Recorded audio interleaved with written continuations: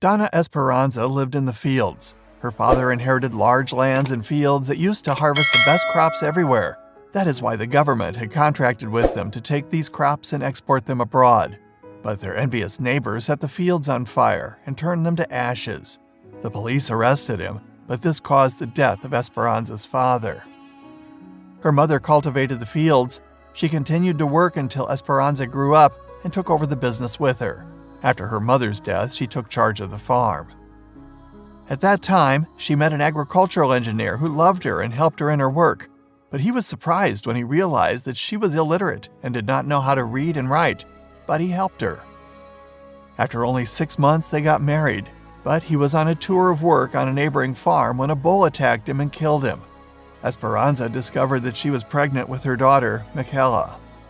She raised her daughter, and when she reached the university, she went to the capital to study there. But she met a young man and had an affair with him, which ended with her pregnancy and the young man's disappearance from view.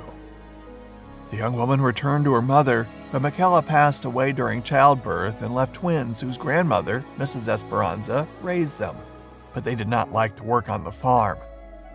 One day they heard that this man who burned her father's crop is out of jail, and he might take revenge on her. They must sell the land and the farm and leave here. And indeed, they forced her to sign the papers after they found a vendor and sent the grandmother to a hut she owned in the woods and told her not to return here.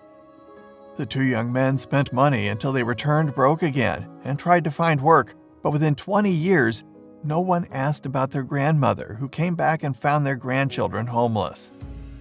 The grandmother had been able to sell the hut and the surrounding lands after they discovered oil in that area. But she swore that her grandchildren would not bequeath a single cent of her money, and she bought the land and the farm again.